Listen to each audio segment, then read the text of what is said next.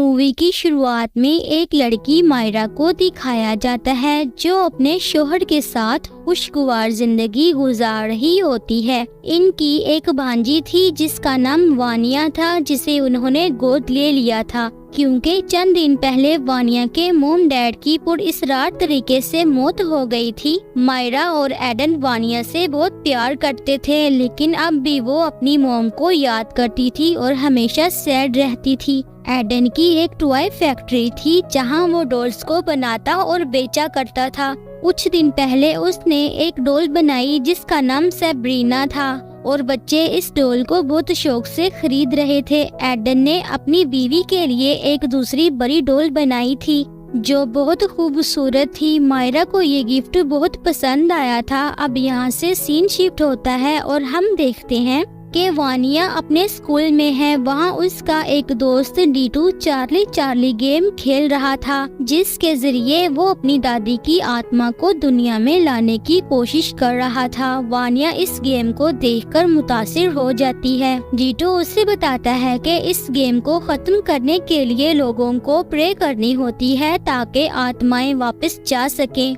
वो उसे एक iOS ऐप के बारे में भी बताता है जिसके जरिए आत्माओं को ढूंढ कर देखा जा सकता था। वानिया चार्ली गेम के बोर्ड को डीटू से उधार ले लेती है। फिर हम देखते हैं कि वानिया अपनी मोम की आत्मा को दुनिया में लाने की कोशिश करती है। वो फील करती है कि उसकी मोम की आत्मा सच में दुनिया में आ गई है और वो iOS ऐप इसकी मोम की आत्मा को ढूंढना शुरू कर देती है और जाहिर था कि वो ऐप नकली थी। तो वानिया की मोम की जगह वानिया को मायरा नजर आती है। मायरा वानिया को उसके कमरे में सुलाती है, उसे सैब्रीना डॉल पकड़ा देती है। जब वानिया सो जाती है तो हम देखते हैं कि उस डॉल की आंखें हिल रही थी, जिससे हमें पता चलता है कि चार्ली गेम के जरिए कोई आत्मा वाकई ही आई है और वो सैब्रीना डॉल में है। अगले दिन सैब्रीना डॉल खुद ब खुद हरकत करती है और अपनी जगह तब्दील करती है, जिसे देखकर मायरा डर जाती है। रात को जब वानिया दोबारा iOS ऐप इस्तेमाल करती है तो वो एक आत्मा देखती है जो दरअसल एक डमी होती है। फिर एक आत्मा अचानक वानिया को अलमारी में खींच लेती है। वानिया सुबह ये बात मायरा को बताती है,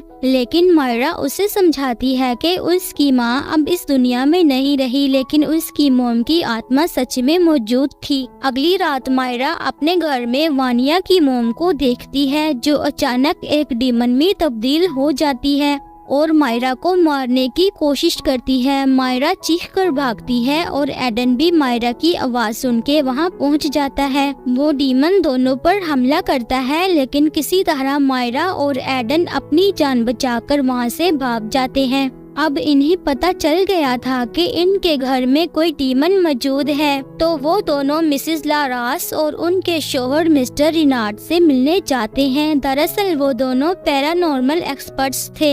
मिसेस लारास फौरन उनके साथ चली जाती हैं और वानिया की मोम को चार्ली गेम के जरिए वापस भेजने की कोशिश करती हैं। इसी दौरान गेम के बोर्ड को आग लग जाती है और वो जलने लगता है। घर की लाइट्स भी अपने आप बंद हो जाती हैं और अंधेरे में वो डीमन वानिया को अपने काबू में कर लेता है और मिसेस लारास पर हमला करता है ताकि इन्हें रोक सके। वो किसी तरह हमले से बच जाती है और डीमन को वानिया के जिस्म से निकाल लेती हैं, लेकिन डीमन आजाद होकर सब पर हमला करने लगता है। मिसेस लारास डीमन को घर में ही बंद कर देती हैं, लेकिन एक गलती करती हैं कि सैब्रीना डॉल को अपने साथ बाहर ले आती हैं, जिससे वो डीमन इस डॉल में आ जाता है और बाहर निकल जाता है। लारास इस डीमन को पहचान लेती है और बताती हैं कि इस डीमन का नाम भाग्या है। ये कोई आम आत्मा नहीं बल्कि एक डीमन का बच्चा है जो बहुत ताकतवर है। यहाँ हमें वानिया की मोम डैड की मौत का पता चलता है। लारास बताती हैं कि भाग्या ने वानिया की मोम को कंट्रोल कर लिया था और उसने ही वानिया के डैड को भी मारा था। लारास और रिनार्ड किसी तरह भाग्या को उसकी दुनिया में वापस भेजने में कामयाब हो गए थे, लेकिन इस दौरान वानिया की मोम की भी मौत हो गई थी। क्योंकि वानिया ने चार्ली चार्ली गेम के जरिए अपनी मॉम को बुलाया था, इसलिए भाग्या का डीमन वापस दुनिया में आ गया था। भाग्या को मारने का वाहिद तरीका है कि उसे इसकी असल शक्ल में एक वरासी खंजर से मारा जाए जो रिनार्ड के पास है। ये खंजर कई साल पहले रिनार्ड को एक गार्ड से मिला था, जहां डीमन ने खुद इसे छुपाया था। अगले दिन भाग्या का डीमन दोबारा उठ जाता है और मायरा को अपने काबू में कर लेता है, जिससे मायरा का चेहरा खौफनाक हो जाता है और वो सब पर खंजर से हमला करती है। लेकिन किसी तरह वो सब मायरा को उसके घर में वापस ले जाते हैं। यहाँ लारास मायरा पर कुछ पड़ती है और हमें पता चलता है कि भाग्या का डीमन पहले एक इंसान के जरिए दुनिया में लाया गया था। फिर यहाँ से कुछ साल पहले का सीन दिखाया जाता है। कुछ साल पहले आइडन का एक भाई था जिसका नाम अर्का था। उसके डैड की एक टॉय कंपनी थी और उनके डैड को अर्का के बनाए हुए खिलौने बहुत पसंद थे, जिससे एडन को जेलसी महसूस होती थी।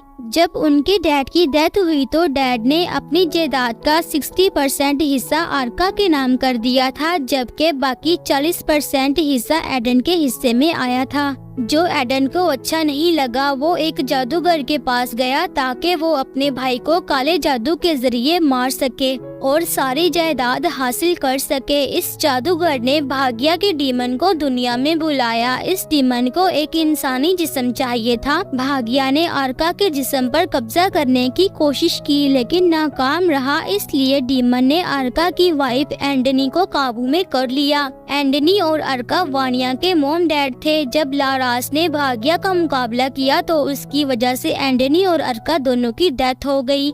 एडन वानिया के मॉम डैड की मौत का जिम्मेदार था। भाग्या के डीमन को एक और इंसानी जिस्म की जरूरत थी, इसलिए उसने एडन के जिस्म पर कब्जा कर लिया। क्योंकि उसका जिस्म मजबूत था, कब्जे में आई एडन ने सब पर हमला कर दिया। रिनार्ड ने किसी तरह इस डीमन को एडन के जिस्म से निकाल लिया, जिससे डीमन अपनी असल शक्ल में आकर लारास पर हमला कर देता है। इस दौरान लारास इस डीमन को वरासी खंजर से मार देती है। फिर मूवी के आखिरी सीन में पुलिस एडन को अरेस्ट करके ले जाती है और हम देखते हैं कि मायरा और वानिया अपनी जिंदगी खुशी खुशी गुजार रहे हैं। कुछ वक्त बाद लारास और रिनार्ड को एक नई डॉल की खबर मिलती है और वो एक और केस के बारे में जानते हैं और यहीं पे ये मूवी एंड हो जाती है। Thanks for watching.